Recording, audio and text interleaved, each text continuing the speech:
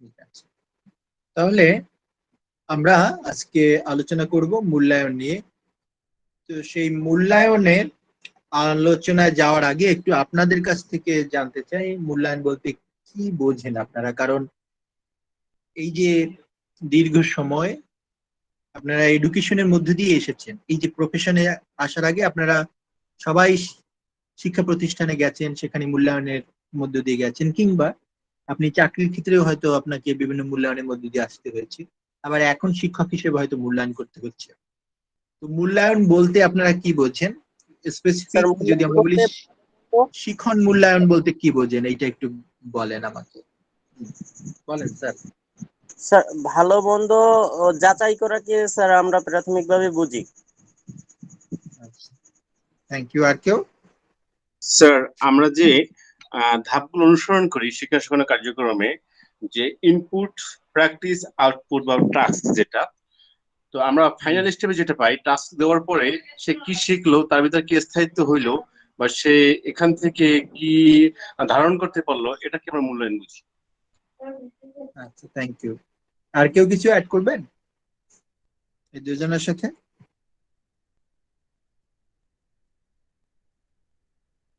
Sir শিক্ষার্থীরা কতটুকু অর্জন করতে পারলো সেটা সম্বন্ধে শিক্ষক যে ধারণাটা পেতে পারে স্যার, সেটাকে আমরা মূল্যায়ন বলতে পারি।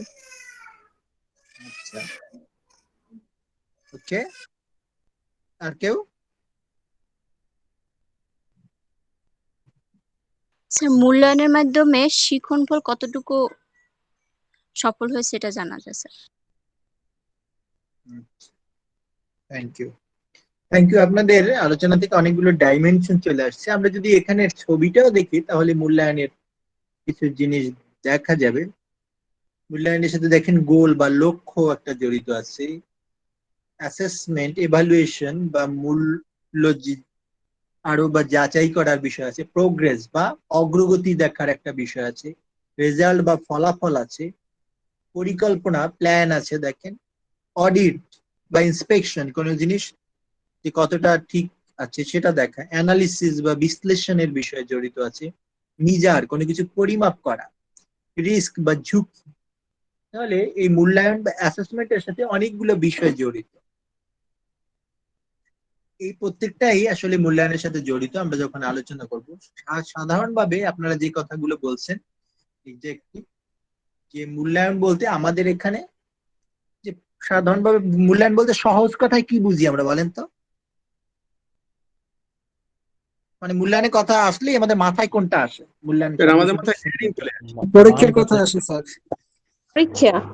এক্সামের কথা আসে। পরীক্ষা, এক্স্যাক্টলি।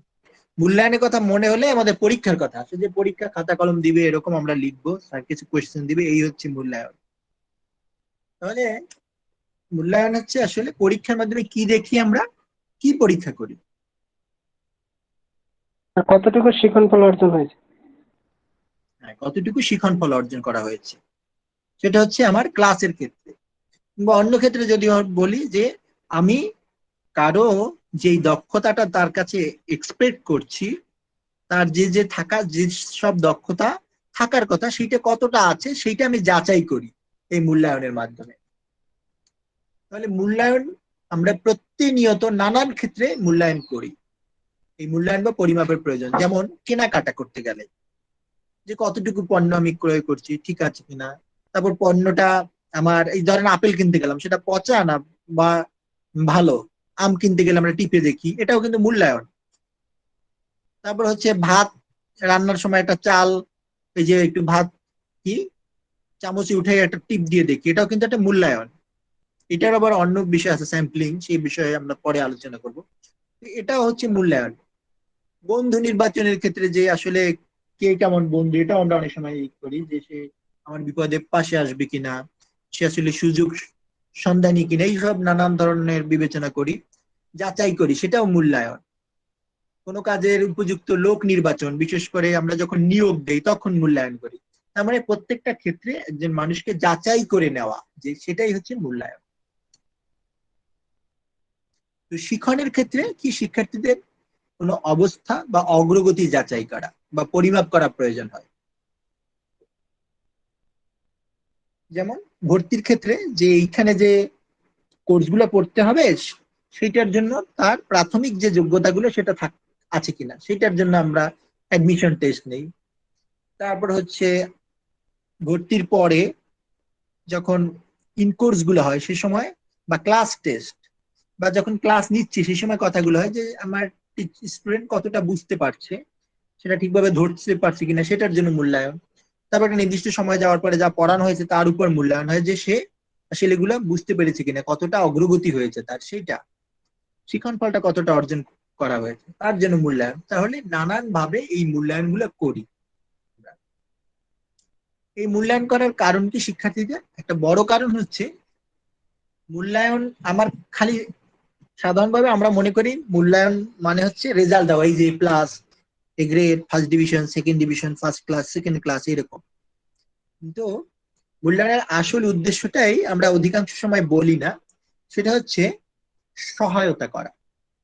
মূল্যায়নের মূল কারণ হচ্ছে শিক্ষার্থীর অবস্থা যাচাই করা, এবং সেই অনুযায়ী যদি দেখা যায় শিক্ষার্থী কোনো ক্ষেত্রে পিছিয়ে থাকে, তার অগ্রগতি যথাযথ না হয়, তাহলে তাকে সেই অনুযায়ী ফিডব্যাক দেওয়া এবং সহায়তা করা, যাতে করে তার যে শিখন ফলগুলো অর্জন করার কথা, যে যে দক্ষতা বা যোগ্যতা তার অর্জন করার কথা, সেগুলো যেন সে অর্জন করতে পারে, সেইটার জন্য তাকে সহায়তা দেওয়া। তো এই মূল্যায়নের মাধ্যমে আসলে আমরা কি করি? মূল্যায়নের মাধ্যমে এই যে পরীক্ষাগুলো নেই সেগুলোর মাধ্যমে আসলে আমরা শিক্ষার্থীদের সম্পর্কে তথ্য সংগ্রহ করি। লিখিত নেই, মৌখিক পরীক্ষা নেই, ক্লাস টেস্ট দেওয়ার সময় অবজার্ভ করি তাদের কার্যক্রম, এই সবগুলোর মাধ্যমে আমি তথ্য সংগ্রহ করি। এই তথ্যগুলো পরে বিশ্লেষণ করি, আমি বিশ্লেষণ করে বোঝার চেষ্টা করি আমার এই শিক্ষার্থী আসলে বিষয়টা কতটুকু বুঝেছে, বা এক্ষেত্রে তার কতটুকু অগ্রগতি হয়েছে, তাহলে তার কতটুকু সাপোর্ট লাগবে, কিংবা শিক্ষাবর্ষ শেষে সে কতটা অর্জন করেছে, তাহলে আমি সার্টিফিকেট কি বলবো তাকে, কিভাবে সার্টিফাই করব তাকে আমরা।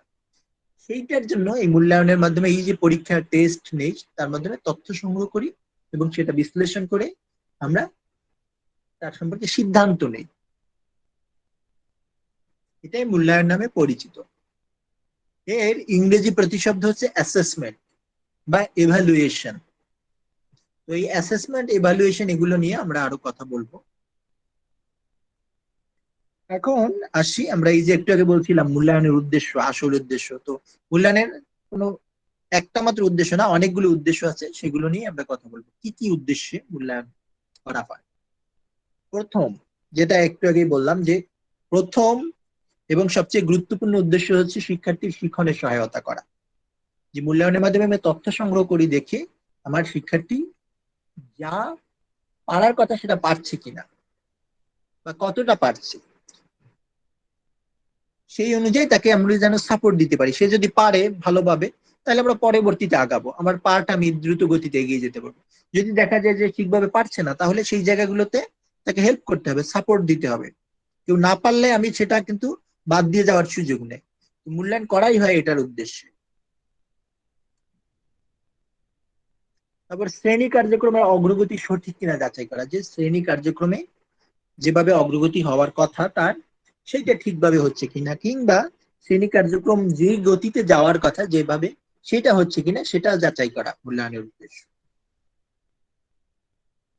শিক্ষার্থীদের অগ্রগতি যাচাই করা, যে কতটা তারা, যে যে অগ্রগতিগুলো তার হওয়ার কথা, ধরেন এই 3 মাসে তার এই শিখন ফল অর্জন করার কথা, তাহলে তার কতটা অগ্রগতি হয়েছে এক্ষেত্রে সেটা যাচাই করা, এবং সেই ক্ষেত্রে প্রয়োজনীয় ব্যবস্থা নেওয়া, ফিডব্যাক দেওয়া, বা পুনরালোচনা করা, কিংবা ওই জন্য হয়তো এক্সট্রা ক্লাস নেওয়া, রিমিডিয়াল বিভিন্ন ব্যবস্থা, প্রতিরোধমূলক, প্রতিকারমূলক ব্যবস্থা তখন নিতে হয়। তারপর শিক্ষার্থীদের কৃতিত্বের ফলাফল তৈরি ও সনদ, এই যে সার্টিফিকেট দেই, পিএসসি এর পরে আমরা পিএসসি এর পরে যে এই যে তার গ্রেডিং আসে, সার্টিফিকেট দেয়, কিংবা 1 বছর পরে যে রেজাল্ট দেওয়া হয়, বা আমার কাছে যে রিপোর্ট কার্ড দেওয়া হয়, এই যে তার কৃতিত্বের ফলাফল তৈরি বা সনদ তৈরি, সেটাও একটা মূল্যায়নের উদ্দেশ্য। কিন্তু সেটা গৌণ, সেটা মুখ্য উদ্দেশ্য না। শিক্ষার্থীদের পারদর্শিতার মাত্রা জানা, মানে কোন একটা জিনিস সে পারছে, কত ভালোভাবে জানছে। ঠিক আছে, একটা জিনিস পারা যায়, হয়তো সে শ্যালো ভাষা জানে, আর কেউ গভীর ভাবে জানে, খুব ডিপলি, ইনডেপথ। তাহলে সেই পারদর্শিতার মাত্রা জানা এবং সেই অনুযায়ী দল গঠন করা। আমরা বেসলাইনের কথা যে আগে আলোচনা করেছিলাম, যে পারদর্শিতার মাত্রা জানা, কে সাবলীল, কে শিক্ষকের আংশিক সহায়তায় পারে, কে কার জন্য পূর্ণ সহায়তা লাগে। তো সেই মাত্রাগুলো জানা এবং সেই অনুযায়ী যেন আমরা দল গঠন করতে পারি, সেটাও একটা উদ্দেশ্য। আমরা বেসলাইন করি সাধারণত এই উদ্দেশ্যে, বেসলাইন মূল্যায়ন। শিক্ষকের নিজের এবং শিক্ষণ কার্যক্রমের মান উন্নয়ন। আচ্ছা, এটাও একটা গুরুত্বপূর্ণ বিষয় যে এই মূল্যায়নের মাধ্যমে আমরা বুঝতে পারি শিক্ষার্থীর যদি অগ্রগতি, সব শিক্ষার্থী যদি দেখা যায় খারাপ করছে, তখন সেই আঙুলটা শিক্ষকের নিজের দিকেই ওঠানোর প্রয়োজন হয়, যে তাহলে কেন এরকম হচ্ছে। সম্ভবত বা অধিকাংশ শিক্ষক বা সব শিক্ষার্থী যদি এরকম খারাপ করে, তাহলে শিক্ষকের নিজের দিকে, যে আমি যে পড়াচ্ছি সেটা ঠিকভাবে হচ্ছে কিনা, আমার কৌশল ঠিক আছে কিনা, আমার পড়ানোয় কোনো সমস্যা আছে কিনা, সেটাও। তাহলে তার নিজের এবং তার শিক্ষণ কার্যক্রমের মান তখন ভেরিফাই করা দরকার এবং প্রয়োজনে সেগুলোর উন্নয়ন করা দরকার, সেটার জন্য মূল্যায়ন করা হয়। তারপর অভিভাবকদের অবহিত করা ও আগ্রহী করা। তাই অভিভাবকদেরকে তার সন্তানদের অগ্রগতি, তাদের অবস্থা সম্পর্কে অবহিত করা, যে কেমন করছে, এবং তাদের সন্তানদের পড়াশোনায় আগ্রহী করার জন্য আমরা এই মূল্যায়ন করি। কারণ এই রেজাল্টের ভিত্তিতে আমরা এই যে মূল্যায়ন করছি, তথ্য বিশ্লেষণ করে আমরা বলতে পারছি তার সন্তান কোথায় ভালো করছে, কোথায় কি করতে পারছে না, কি ধরনের সাপোর্ট দেওয়া দরকার, সেই বিষয়গুলো আমরা বলতে পারি। এবার মূল্যায়নের সাথে কয়েকটা টার্ম জড়িত আছে, কয়েকটা কনসেপ্ট, সেগুলো আমরা একটু দেখি। সেগুলো হচ্ছে কি পরিমাপ, অভিক্ষা, মূল্যায়ন, মূল্য যাচাই, এই কয়েকটা টার্ম। এই টার্মগুলো দিয়ে কোনটা দিয়ে কি বোঝায় আমরা একটু আলোচনা করি। প্রথম বুঝে নেই, কারণ এগুলো আমাদের পরবর্তীতেও লাগবে। পরিমাপ, পরিমাপ মানে বলতে বোঝায় কোনো কিছুর পরিমাণ নির্ণয় করা, যে কোনো কিছুর ভেতরে কি আছে, তো সেটা পরিমাণ নির্ণয় করা। এর ইংরেজি প্রতিশব্দ হচ্ছে মেজারমেন্ট।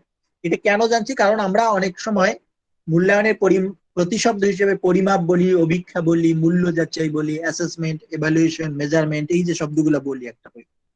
তো এটা সবসময় এরকম বোঝালেও এটার মধ্যে সূক্ষ্ম অনেকগুলো পার্থক্য আছে, সেটা একটু জানা দরকার। পরিমাপ বলতে কোনো কিছুর পরিমাণ নির্ণয় করা বোঝায়। যেমন ধরেন এই যে এখানে ছবিটা যদি দেখেন ডান পাশে, মেজারমেন্ট, যে এই দৈর্ঘ্য দেখাচ্ছে, যে দুইটা পেন্সিল আছে, একটা কোনটা লম্বা, তাহলে কতটুকু লম্বা একটা থেকে আরেকটা।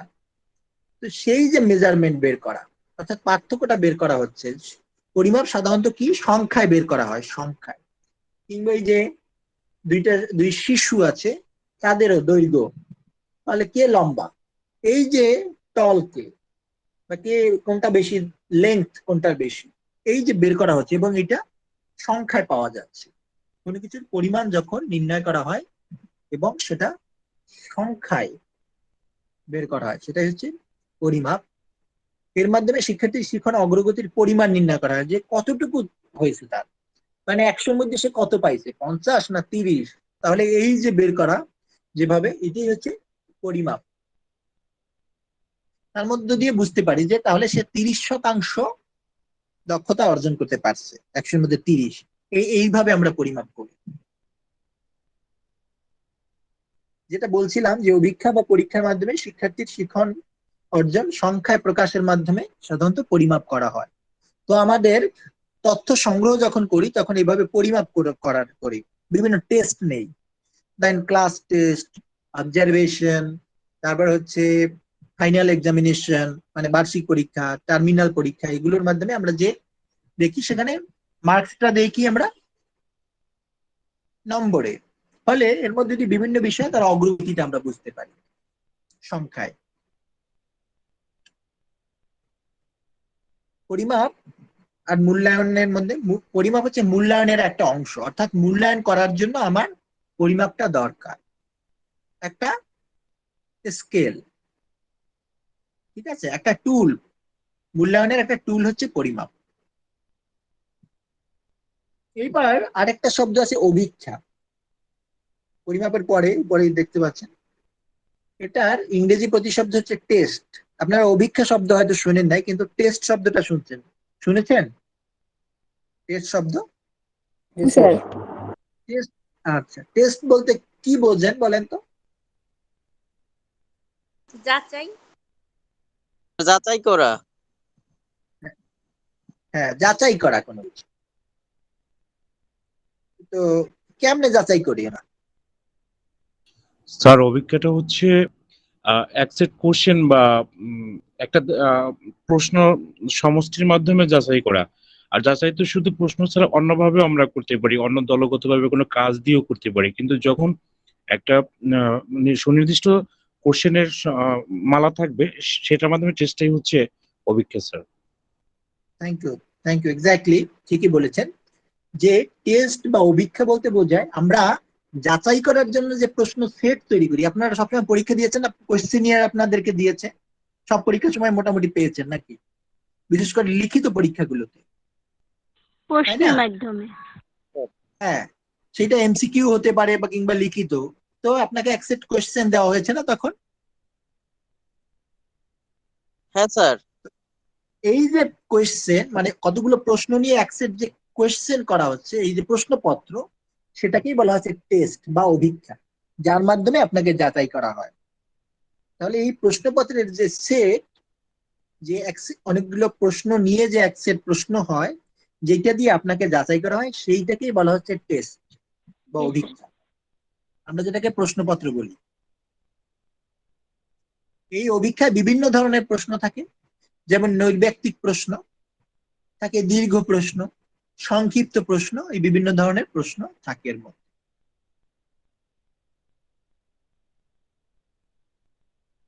এরপরে আসি মূল্যায়ন।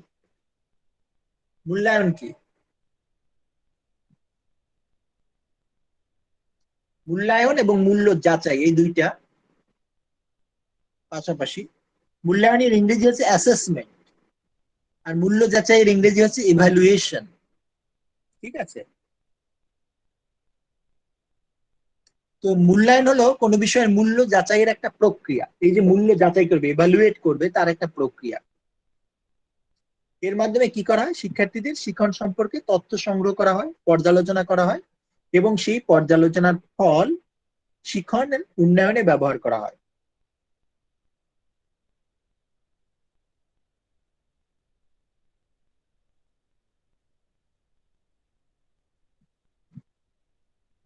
এইখানে দুইটা ছবি আছে, দেখতে পাচ্ছেন ডান পাশে? জি স্যার। হ্যাঁ স্যার। হ্যাঁ স্যার। এখানে দুটো ছবি দেখেন, একটাতে হচ্ছে ফুল গাছে পানি দিচ্ছে, বলা হচ্ছে assessment is to increase quality, মানে গুণ, গুণগত দিক বাড়ানো, একজনের ডেভেলপমেন্টের জন্য কাজ করে, বিকাশের জন্য কাজ করে অ্যাসেসমেন্ট। আর ইভালুয়েশন বলা হচ্ছে ইজ টু জাজ কোয়ালিটি, এখানে কিছু দিচ্ছে না, সে জাস্ট দেখে বোঝার চেষ্টা করছে যে এটা কতটা ভালো। তাহলে একটার সাথে কেয়ার জড়িত, আরেকটাই নাই।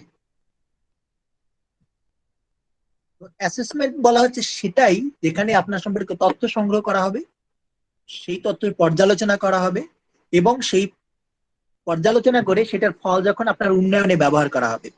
অর্থাৎ আপনার পরীক্ষার ভিত্তিতে আপনাকে এই অ্যাসেসমেন্ট, যে পরীক্ষার ভিত্তিতে আপনার উন্নয়নের সুযোগ থাকবে। ধরেন টিচার ক্লাসে প্রশ্ন করছে, প্রশ্ন করার মাধ্যমে বুঝতে চেষ্টা করছে আপনি ঠিকভাবে বুঝতে পারছেন কিনা, না বুঝলে আবার সেটা আলোচনা করছে, কিংবা ক্লাস টেস্ট নিচ্ছে, ক্লাস টেস্ট নিয়ে বোঝার চেষ্টা করছে আপনাদের অগ্রগতি কতটুকু। তো সেই অগ্রগতি যদি দেখা যায় না হয় ঠিক মতন, তাহলে কি হবে? তখন সে হয়তো ওইটা পড়াবে, আবার আবার এক্সট্রা ক্লাস নিবে, কিংবা কোচিং করাবে আলাদা করে, কিংবা ওই যে বেসলাইন করা হচ্ছে, সেই বেসলাইনের মাধ্যমে দেখা হচ্ছে কার কোথায় অবস্থান, সেই অনুযায়ী আলাদা আলাদা গ্রুপ করে সেইভাবে পড়ানোর ব্যবস্থা করছে। তাহলে এইগুলো হচ্ছে অ্যাসেসমেন্ট, যখন আপনার সম্পর্কে তথ্য সংগ্রহ করা হয়, সেগুলো পর্যালোচনা করা হয়, এবং সেই পর্যালোচনার ফল আপনার শিখন উন্নয়নে ব্যবহার করা হয়। এটাকে ফরমেটিভ অ্যাসেসমেন্টও বলা যায়। ফরমেটিভ অর্থাৎ আপনার গাঠনিক, আপনার উন্নয়নের জন্য যখন ব্যবহার করা হয়। আর ইভ্যালুয়েশনটা কি? যখন হচ্ছে আপনার সম্পর্কে তথ্য সংগ্রহ করা হয় কিন্তু আপনার উন্নয়নে ব্যবহার করা যাবে না, কিন্তু আপনার সম্পর্কে বলা হবে যে হ্যাঁ ও এ গ্রেডের স্টুডেন্ট, ও সি গ্রেড, ও খুব ভালো, ও মন্দ। কিন্তু আপনি মন্দ যদি হন, বা আপনি খুব ভালো স্টুডেন্ট না হন, আপনার ইমপ্রুভমেন্টের জন্য কোনো ব্যবস্থা করা হবে না।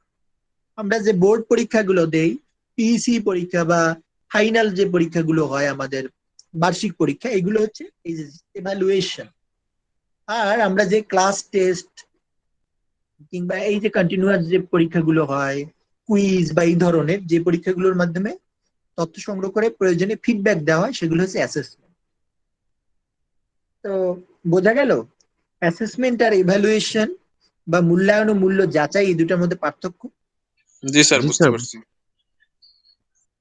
ওকে, তাহলে মূল্যায়ন কি করে?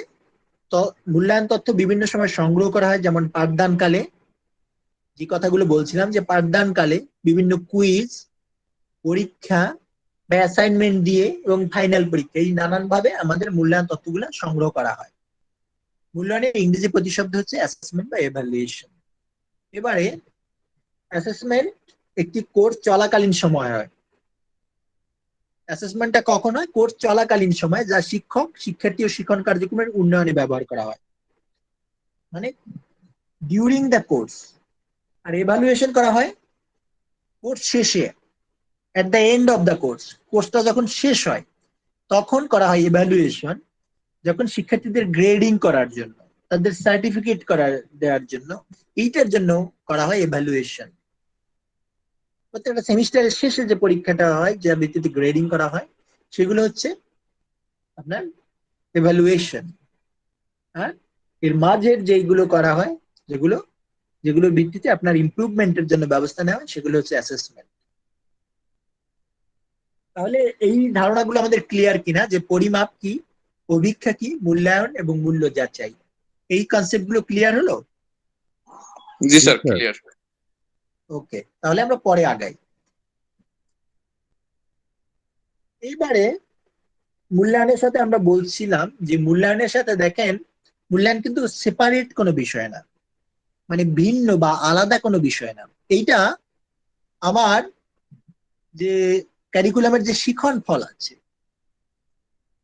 আমার কারিকুলামের যে, তারপর সেই শিখন ফল অনুযায়ী আমি যে শিখন শেখানো কার্যক্রম পরিচালনা করি ক্লাসে, সেটার সাথে কিন্তু একটা সম্পর্ক আছে ধারাবাহিক ভাবে। মূল্যায়ন বিচ্ছিন্ন কোনো জিনিস না, এই তিনটার মধ্যে সম্পর্ক থাকবে। যে আমার যে লার্নিং অবজেক্টিভস, মানে আমার যে শিখন ফল বা শিখনের উদ্দেশ্য, সেইটা অর্জন করানোর জন্যই তো আমি আমার কি করি, ইনস্ট্রাকশনাল অ্যাক্টিভিটিস বা শ্রেণী কার্যক্রম পরিচালনা করি, নাকি? আমার যে লেসন প্ল্যান, আমি সেটাকে কোনটাকে মাথায় করে নিয়ে করি? আমার শিখন ফলকে মাথায় নিয়ে। শিখন ফল অর্জন করানোর জন্যই আমি আমার শিখন শেখানো কার্যক্রম পরিচালনা করি বা টিচিংটা দিই। এইবার আমি অ্যাসেসমেন্ট কেন করি, মূল্যায়ন কেন করি? মূল্যায়ন করি এই জন্য যে আমার এই শিখন ফল যেটা অর্জন করার কথা, সেটা অর্জন করেছে কিনা এই টিচিং এর মধ্য দিয়ে বা এই শিখন শেখানো কার্যক্রমের মধ্য দিয়ে সে এটা অর্জন করেছে কিনা, সেই জন্য মূল্যায়ন করি। তার মানে তাহলে এই তিনটার মধ্যে একটা রিলেশন আছে পরস্পর। তাহলে লার্নিং অবজেক্টিভস, আমার অ্যাসেসমেন্ট যখন করবো তখন লার্নিং অবজেক্টিভস কে মাথায় রাখতে হবে, আবার একই সাথে আমার কিভাবে পড়িয়েছি সেটাও মনে রাখতে হবে। ধরেন আমি একটা জিনিসকে অ্যাসেসমেন্টের সময় আমার শিখন ফলের পাশাপাশি কিভাবে পড়ানো হয়েছে, পদ্ধতি কৌশল, সেটাও মাথায় রাখা দরকার। কেন? ধরেন আমি শিক্ষার্থীদের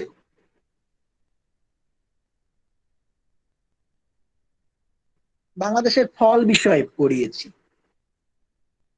পাঠদান করেছি। এখন বাংলাদেশের ফল বলতে সেইখানে আমার আলোচনাটা ছিল ফল কি, ফল বলতে কি বোঝায়, বাংলাদেশের কোন ঋতুতে কি কি ফল পাওয়া যায়, কি রকম কি কি ফল আছে, এটা। এখন মূল্যায়ন করতে গিয়ে আমি প্রশ্ন দিলাম যে কোন ফলের কি ধরনের টেস্ট আছে, এটা আমার শিখন ফলে আছে কিন্তু আমি ক্লাসে পড়াই নাই। কোন ফলের, কয়েকটা ফলের নাম দিলাম আর তার সামনে লিখতে হবে কোন ফলের টেস্ট কেমন, স্বাদ কেমন। তো এই অ্যাসেসমেন্টটা হবে কিনা বলেন, মূল্যায়নটা না ঠিকঠাক স্যার, হবে কিনা? কারণ হচ্ছে কেন হবে আমার না? ওই লার্নিং অনুযায়ী আমার ওই যে অ্যাক্টিভিটিস গুলো করতে হবে, ইনস্ট্রাকশনাল যে অ্যাক্টিভিটিস গুলো, যার ফলে হ্যাঁ, অ্যাসেসমেন্ট ভালো হবে। হ্যাঁ, দেখেন এটা আমার লার্নিং হয়তো শিখন ফলে আছে কিন্তু আমি ক্লাসে সেটা পড়াই নাই, ফলে আমি যেহেতু সেইটা আমার অ্যাক্টিভিটি যে ছিল না, সুতরাং আমি অ্যাসেসমেন্টে সেটা আনা যাবে না, আমি এক্সপেক্ট করবো না। যে কোনো ভাবে আমার অ্যাক্টিভিটিতে সেটা থাকতে হতো। হয় আমি হয়তো অ্যাসাইনমেন্ট দিতাম তাদেরকে, বাড়ির কাজ দিতাম বা ক্লাসে পড়াতাম, যদি হতো তখন আমি অ্যাসেসমেন্ট আনতে পারতাম। তাহলে আমার প্রত্যেকটা ক্ষেত্রে এটা মনে রাখা দরকার। আবার আমি যখন শিখন শেখানো কার্যক্রম পরিচালনা করব, সেখানেও আমার শিখন ফলকে মনে রাখতে হবে, আবার এটার সাথে আমার মূল্যায়ন থাকবে। যেই কারণে আপনারা দেখবেন লেসন প্ল্যানের মধ্যে আমার মূল্যায়ন, শিখন ফল এগুলোও থাকে। ফলে প্রত্যেকটা জিনিস একটার সাথে আরেকটা কিন্তু ইন্টার রিলেটেড, একটাকে বাদ দিয়ে আরেকটা করা যাবে না। এবার আমি একটু দেখাবো আপনাদেরকে প্রাথমিক শিক্ষার কারিকুলামের সাথে এইগুলো কিভাবে রিলেটেড। একটু আমার প্রাথমিক শিক্ষার লক্ষ্য উদ্দেশ্য আছে।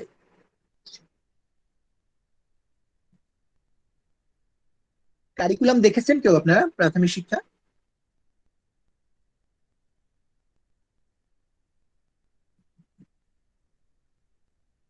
আমাদের শিক্ষাক্রম দেখেছেন? জি স্যার, দেখেছি। সেখানে কতগুলো লক্ষ্য উদ্দেশ্য আছে না? প্রথমেই হচ্ছে লক্ষ্য, যে প্রাথমিক শিক্ষা শেষে শিক্ষার্থীদের আধ্যাত্মিক, মানসিক, তারপর হচ্ছে আহ, তাদের বিজ্ঞান মনস্কতা, আধ্যাত্মিক, নৈতিক, সাংস্কৃতিক, বুদ্ধিবৃত্তিক এইসব উন্নয়ন ঘটবে, এটা হচ্ছে লক্ষ্য। তারপর উদ্দেশ্য আছে কতগুলো, 17টা সম্ভবত উদ্দেশ্য। সেখানে বলা হচ্ছে যে কি কি সে অর্জন করতে পারবে। সেই উদ্দেশ্যের আলোকে আবার কতগুলো প্রান্তিক যোগ্যতা নির্ধারণ করা হয়েছে। 29টা প্রান্তিক যোগ্যতা আছে আমাদের, তাই না? জি স্যার, 29। 29টি। হ্যাঁ, 29টি। সেইখানে তাহলে এই লক্ষ্যের আলোকে আমার উদ্দেশ্য ঠিক করা হয়েছে, উদ্দেশ্যের আলোকে প্রান্তিক যোগ্যতা। যে উদ্দেশ্যের মধ্যে আছে, যেমন সে ধরেন সে গণতান্ত্রিক শ্রদ্ধাবোধ তৈরি হবে এবং বিশ্ব ভ্রাতৃত্বের বোধে হবে। এবার প্রান্তিক যোগ্যতা আছে যে সেই অনুযায়ী ধরেন এটাকে ভেঙে করা হয়েছে যে সে বাংলাদেশের নাগরিক হিসেবে তার দায়িত্ব কর্তব্য সম্পর্কে জানবে, সে নাগরিক দায়িত্ব কর্তব্য পালন করবে, গণতান্ত্রিক মূল্যবোধের প্রতি শ্রদ্ধাশীল হবে, সে বিশ্বের অন্যান্য জাতিসত্তা সম্পর্কে জানবে এবং বিশ্ব ভ্রাতৃত্ববোধে উদ্বুদ্ধ হবে। এবার এই যে প্রান্তিক যোগ্যতাগুলোকে, এইটা এই প্রান্তিক যোগ্যতাগুলো মনে করা হয় যে সে যখন প্রাথমিক সম্পন্ন করবে তখন এই 29টা যোগ্যতা শিক্ষার্থী অর্জন করবে। এখন এই যোগ্যতাগুলো সে কিভাবে অর্জন করবে? সে অর্জন করে কিন্তু বিভিন্ন সাবজেক্টের মধ্য দিয়ে। আমরা প্রাইমারিতে 6টা না 9টা সাবজেক্ট পড়াই নাকি? বাংলা, ইংরেজি, গণিত, বাংলাদেশ ও বিশ্ব পরিচয়, বিজ্ঞান, ধর্ম, এইটা বাদে চারুকারু, সঙ্গীত এবং শারীরিক শিক্ষা, এই 9টা সাবজেক্ট আমরা পড়াই প্রাইমারিতে। এই 9টা সাবজেক্টের মধ্যে দিয়ে কিন্তু সে এই 29টা প্রান্তিক যোগ্যতা অর্জন করে নাকি?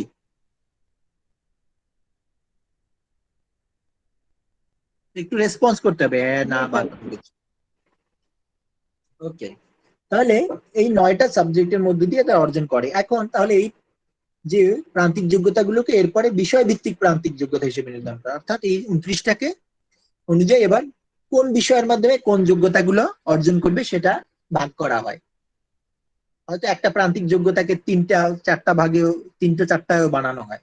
তাহলে প্রত্যেক সাবজেক্টের দেখবেন বাংলার জন্য কিছু প্রান্তিক যোগ্যতা আছে, ইংরেজির জন্য কিছু প্রান্তিক যোগ্যতা আছে, গণিতের জন্য কিছু, বাংলাদেশ বিশ্ব পরিচয়ের জন্য, বিজ্ঞানের জন্য, ধর্মের জন্য, এরকম প্রত্যেকটা 9টা সাবজেক্টের জন্য কিছু প্রান্তিক যোগ্যতা আছে। এই বিষয়ভিত্তিক প্রান্তিক যোগ্যতাগুলো অনুযায়ী এরপরে শ্রেণীভিত্তিক, শ্রেণী অনুযায়ী, এটা হচ্ছে বিষয়, ধরেন এই বিষয় বাংলার মাধ্যমে, এরপর এই বিষয়ভিত্তিক প্রান্তিক যোগ্যতাকে আবার শ্রেণীতে ভাগ করা হয়। যে ধরেন বাংলার যেসব যোগ্যতা আছে তা সেগুলোর মধ্যে সে ক্লাস 1-এ কোনগুলো অর্জন করবে, ক্লাস 2-এ কোনগুলো, ক্লাস 3-তে কোনগুলো, 4-এ, ক্লাস 5-এ, এরকম। সেই অনুযায়ী এরপরে শিখন ফল নির্ধারণ করা হয় যে তাহলে কি কি শিখন ফল। বাংলায় যেমন আছে 4টা দক্ষতা আছে, শোনা, বলা, পড়া, লেখা। তাহলে শোনার ক্ষেত্রে সে কি কি করতে পারবে? সে হয়তো বর্ণ শুনে, স্বরবর্ণ শুনে বুঝতে ও পড়তে পারবে, লিখতে পারবে। তারপর হচ্ছে যুক্ত বর্ণ চিনতে পারবে, পড়তে পারবে, লিখতে পারবে, এরকম করে শিখন ফল নির্ধারণ করা আছে।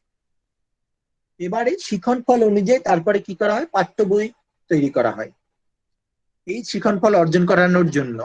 তাহলে পাঠ্য বই এমন ভাবে লেখা হয় যেন সেই পাঠ্য বই পাঠের মাধ্যমে এই শিখন ফলগুলো অর্জন করতে পারে, এগুলোকে মাথায় রেখেই কিন্তু লেখা হয়। এরপরে কাজ কি, এই পাঠ্য বই এবার আমার শিক্ষকদের কাছে চলে আসলো, স্কুলে স্কুলে শিক্ষক এবং শিক্ষার্থীর কাছে। এবার এই পাঠ্য বই ব্যবহার করে শিখন ফলগুলোকে মাথায় রেখে শিক্ষক শ্রেণী কার্যক্রম পরিচালনা করে, টিচিং লার্নিংটা পরিচালনা করে। তারপরে এই টিচিং লার্নিং অ্যাক্টিভিটিজ অনুযায়ী শিক্ষার্থীর অগ্রগতি কিরকম সেটার জন্য আমরা মূল্যায়ন করি। সেই সময় কিন্তু আমার শিখন ফল মাথায় থাকে এবং শিখন শেখানো কার্যক্রম মাথায় থাকে, তার মাধ্যমে আমরা মূল্যায়ন করি যে শিখন ফল অর্জিত হয়েছে কিনা শিক্ষার্থী। তাহলে দেখছেন আমাদের এই যে শিখন ফল, আমার প্রাথমিক এই প্রত্যেকটা জিনিস কিন্তু ইন্টার কানেক্টেড, কোনো বিচ্ছিন্ন কিছু না। তাহলে মূল্যায়নের সাথে আমার প্রাথমিক শিক্ষার লক্ষ্য উদ্দেশ্য, আমার প্রান্তিক যোগ্যতা, শিখন ফল, পাঠ্য বই, আমার শিখন শেখানো কার্যাবলী সবগুলো সম্পর্কিত। এর মাধ্যমেই মূলত একজন শিক্ষার্থী যখন প্রাথমিক শিক্ষা সম্পন্ন করে তখন মনে করা হয় সে এই যোগ্যতাগুলো অর্জন করেছে, যদি মূল্যায়ন সঠিক হয় এবং তার ভিত্তিতে প্রয়োজনীয় ব্যবস্থা নেওয়া হয় তাহলে সেটা নিশ্চিত করা যায়। তখন এই কারণে মূল্যায়ন খুব গুরুত্বপূর্ণ একটা বিষয়। এই ছিল আজকের এইটুকুই আলোচনা। আমরা একটা ভূমিকা বলা যায়, আমরা মূল্যায়ন নিয়ে যে আলোচনাটা করব এই 6টা পার্ট ধরে, সেইটার মোটামুটি একটা ভূমিকা বলা যায় আজকে হলো। এরপরে আমরা মূল্যায়ন অংশে আস্তে আস্তে ঢুকবো। তো সবাইকে ধন্যবাদ আপনাদের অংশগ্রহণের জন্য। এই